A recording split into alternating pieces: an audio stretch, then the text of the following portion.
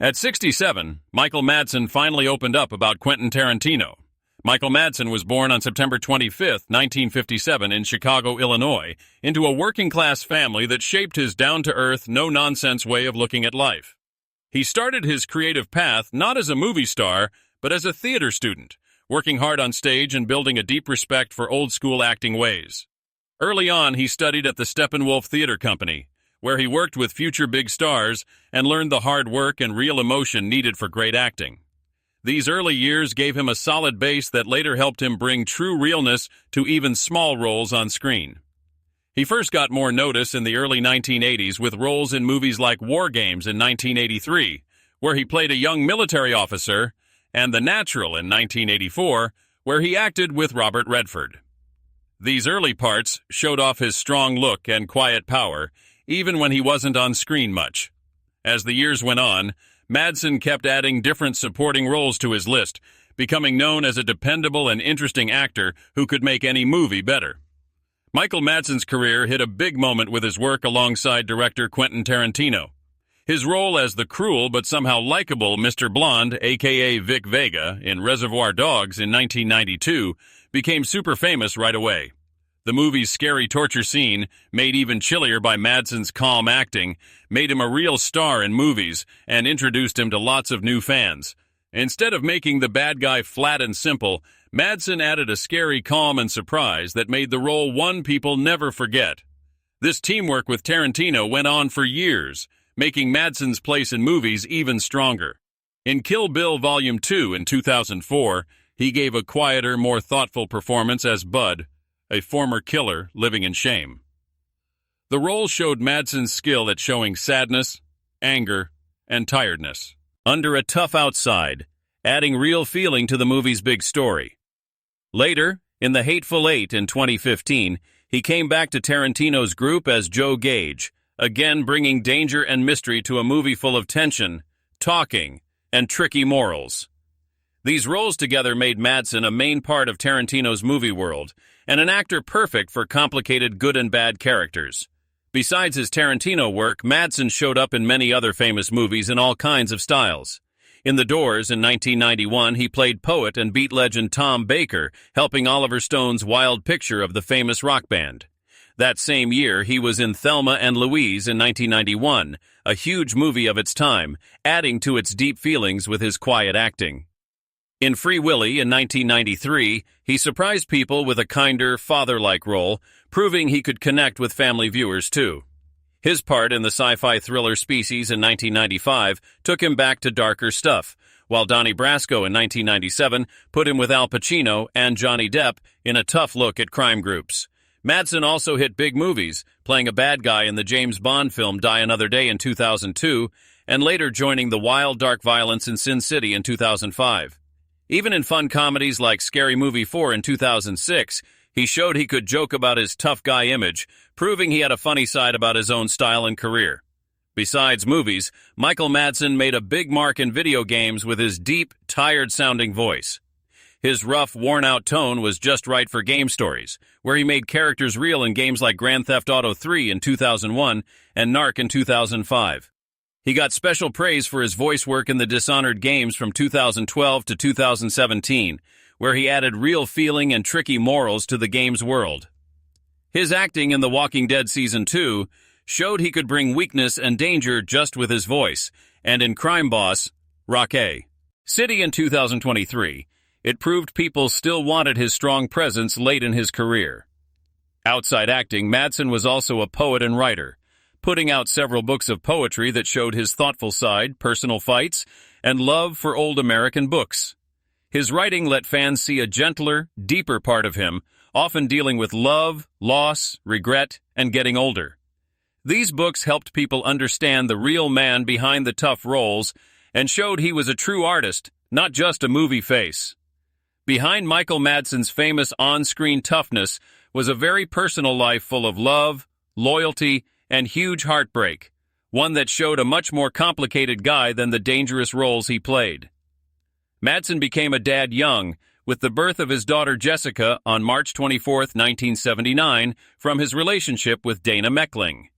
Being a father stayed one of the biggest parts of his life, keeping him steady even as his Hollywood job took off. People who knew him well often talked about how seriously he took being a parent, seeing family as a safe place and something meaningful in the crazy world of fame. In his early rising career days, Madsen had a big public marriage with Jorgane Lapierre, the half-sister of Cher. They met in 1983, pulled together by the excitement and hope of 1980s Hollywood. They got married in 1984, when Madsen was starting to get noticed, but the stress of young love, big dreams, and being watched proved too hard. Their marriage ended in divorce in 1988, starting the first of several sad turns in his personal story. Madsen found steady love again in 1991 when he married Janine Bisignano. In their 4-year marriage, they had 2 sons, Christian and Max. Both boys later went into acting like their dad, keeping the Madsen name going in new performers. Michael was really proud of their creative work, often saying how much he admired their skills and freedom, and supporting them in making their own ways instead of hiding in his fame. In 1996, while taking a break from filming Donnie Brasco in Jamaica, Madsen married Deanna Morgan in a sweet ceremony in Ocho Rios. This marriage became the longest and strongest part of his personal life. Together, they made a home in Malibu, California, and raised 3 sons, Luke, Calvin, and Hudson. Family life, though mostly private, was key to Madsen's world in these years, balancing his strong, often violent movie roles. Tragedy hit the Madsen family in January 2022 with the terrible loss of Hudson, who died by suicide. The loss hurt Michael deeply, leaving a pain that friends and fans could feel in his later years. It reminded everyone that under the famous screen strength and deep voice was a man who loved hard and hurt just as much. At 67, with years of movie history behind him and a legacy tied forever to some of the most famous characters in modern films, Michael Madsen finally chose to talk openly about Quentin Tarantino. For years, fans, reviewers, and reporters guessed about their real relationship. Was it stormy, broken, or quietly respectful? Madsen, long known for keeping to himself and having a poetic heart under a tough look, talked about it in his calm, thoughtful way. "I've always said Quentin changed my life," Madsen said. "People like to make up drama where there isn't any, but the truth is more complicated and more real than that." He admitted that Reservoir Dogs didn't just give the world Mr. Blonde, it built a creative connection that shaped both their careers. "That movie didn't just give me a role, it gave me a place in movies. I became part of a movie style that people still talk about." Madsen talked honestly about Tarantino's strong creative way, calling it exciting and tough. "Quentin wants everything from you. He wants your thoughts, your natural skills, your fears. He wants you fully there." While that strong push wasn't always easy, Madsen made it clear it was never mean. He pushes you because he believes in you. If he didn't care, he wouldn't try. Talking about old rumors that their friendship cooled over time, Madsen was straightforward. "Life happens. Jobs go different ways. That doesn't mean respect goes away." He said missed team-ups were usually about bad timing, not fights. "There were roles people thought were made for me, but that's just Hollywood stories. Sometimes I was busy, sometimes the role changed. No one ever shut the door on me." Maybe the most open part was Madsen's thoughts on Tarantino as a real person, not just a director. "Quentin loves movies like some people love faith. It's holy to him. That love," Madsen said, "made a place where actors could try big risks. He let me be dangerous, quiet, broken, whatever the role needed. That trust sticks with you." Now older and more thoughtful, Madsen talked with thanks instead of old memories. "I don't look back angry. I look back thankful." He admitted their team-ups marked a big time in his career, but not his whole life. "Those movies are parts of the story, not the full thing."